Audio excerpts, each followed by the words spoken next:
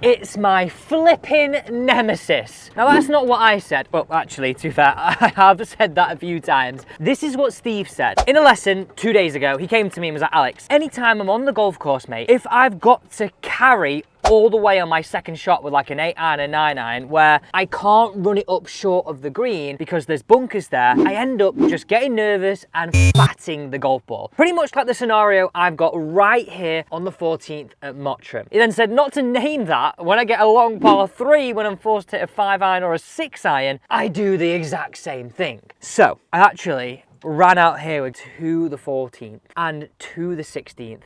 And I showed him this. If you simply do not shift enough weight into your left side of impact, our circle doesn't move ahead of the ball. And what I mean by that is our lowest point. So that black line there, that one just there, let's imagine my fist is the golf ball. Anytime we transfer our weight towards target in this direction, it moves ahead of the ball, meaning we can hit down. If we don't transfer our weight, it might move back, leading to thin shots at best. But exactly what Steve was doing was catching it a little bit heavy, especially in this scenario. So all I said to him was, and he wanted a quick fix like we all do, is can we feel it? And this is what Cameron Young was doing. Can we just feel before every shot, as we're addressing that ball, a bit of weight shift and a bit of hip turn, where I feel I've got 70-30 weight pressure and really feel that. So it would feel like a little bit this, back, hit it. So it's almost like you're preempting, you're pre-feeling, I don't know, you're like just confirming to your brain what you want to do, like where you want to get that weight. And with not having a lot of time to practice, he was like, oh, I feel like I've got something then to work into. Make it look and feel a little bit like this. Okay, I wonder, we've hit a cracking tee shot here. Let's see if we can make a birdie, right? Let's see if we can get this close. I've got 8 iron. Let's see if we can do it. So simply just like this. Think this is controlling, giving you a better chance of feeling where the bottom of the arc is. It's a little trick you can take straight out onto the course. Feel it, back, hit. Oh. Now if you haven't already, get close. Look at this spin on that. If you were here now, I'd be giving you a little douche, high five. That was insane. If you haven't already, that shot right there definitely deserves a subscribe. That felt so good. We've got a chance of making a birdie here, guys. And this is the reaction that Steve had. He was so excited because he started hitting some iron shots. I would say sort of before he was hitting 20% good, and then he started hitting 70% of them like that, where boof, ball, then divot, without really having to think about it, just because he was making sure his brain was like, oh, that's what I've got to feel. That was just so good. Look at this. We've got a chance of making a birdie. Now, I mentioned tempo, and that's such a huge part of this. Look how close this is. We'll talk tempo, but let's see if we can make birdie. How about that shot right there? Oh my. That is one of the best iron shots I've actually hit myself. Ooh. And nearly hit myself in the head, in a very, very long time. That is exactly what people are saying inside the hub too. Like, look at this comment. They're following the blueprint for irons, and right now, if you want a PDF for this too, I'll give you a link at the end to a free PDF for iron strikes. That was unreal. Right, okay, let's see if we can make a birdie.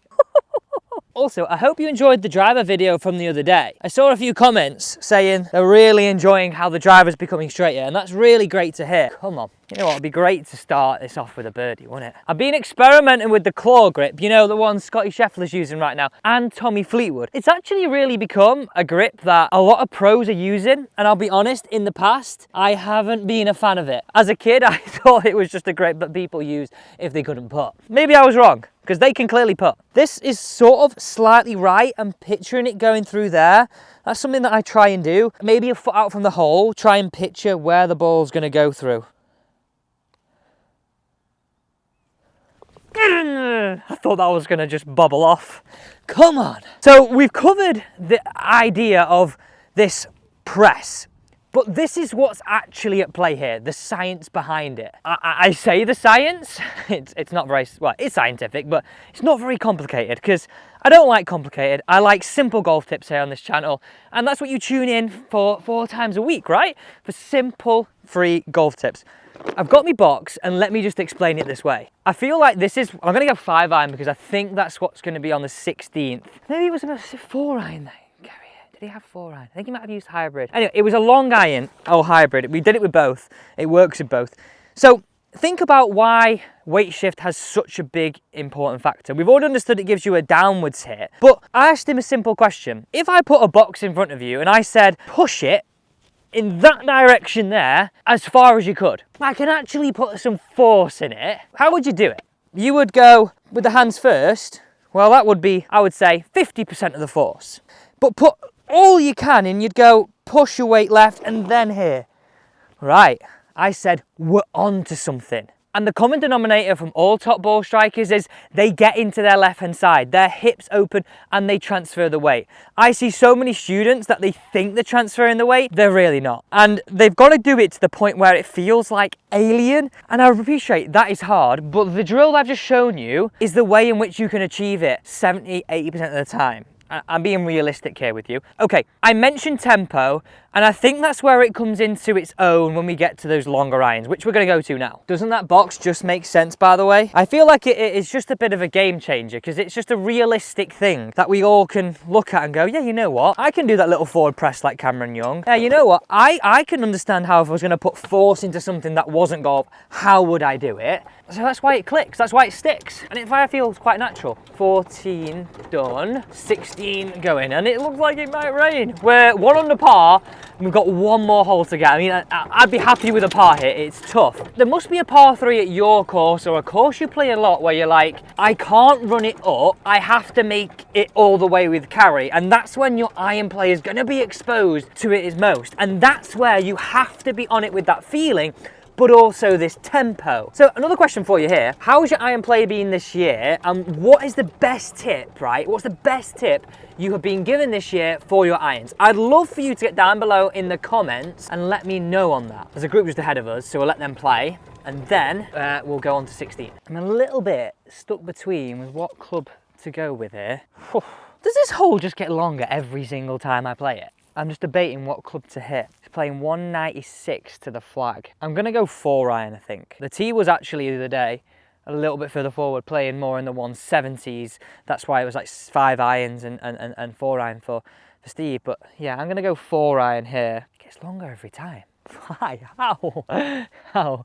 The green is big. So I've got my circle back. I want you to think of it again, like I said, like a circle. We already understand that we're looking to have an impact sort of 70-30 and almost working onto that instep of our right foot. Now, what I want you to be really on here with these longer irons, because it's so key, is tempo. So how I want you to think about it is, let's imagine we were swinging around this hoop. I want you in your mind to be able to count from 1 up to hip height, 2 top of the backswing, 3 to complete your follow through. So in real life, it looks something like this. 1 to here, 2, 3. With it having that flow, it looks something like 1, 2, 3. And then something like in real life with a bit of flow. God, who's been here before me? Log's taken. They need this tip. 1, 2, 3.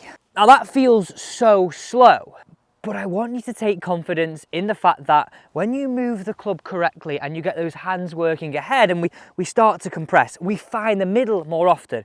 We're actually becoming more efficient. So even if it feels slow to you, like you've done it right, you know you've done this. When you've hit that shot, you felt like to your mates, I've just tapped it and it's just boom, flown off, right? You've done it, I've done it, we've all done it.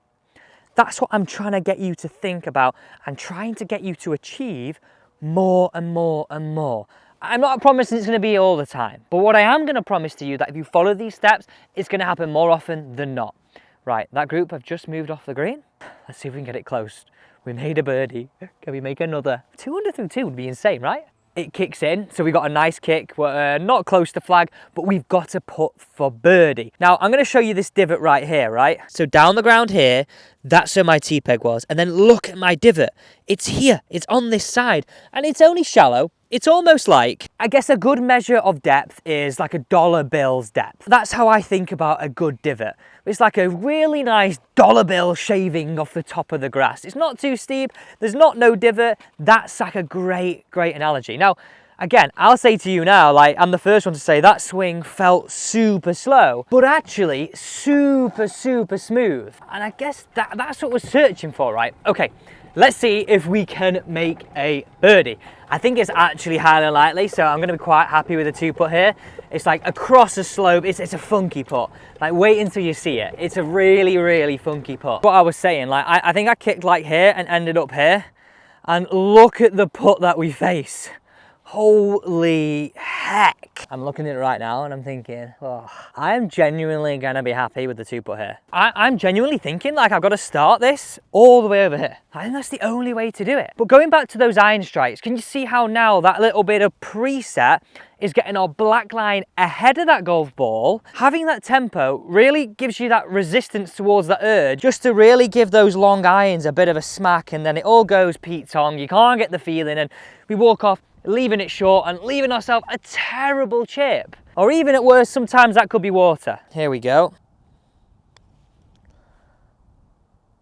Oh, stop, stop, hit the flag, hit the flag, hit the flag. Whoa, no, no, no, no, no, no, no, no, no, no, no.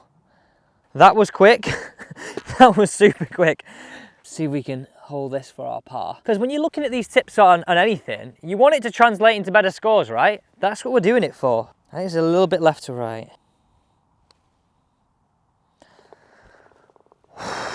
Had myself sweating there. Guys, let's end on that. Don't forget, later in the week, we're going to talk in more about our driver and a little bit more about our iron play, because there's so much that we can cover. But like we do always on this channel, we keep it simple. Thanks for joining me today, and I look forward to seeing you next couple of days here on the videos.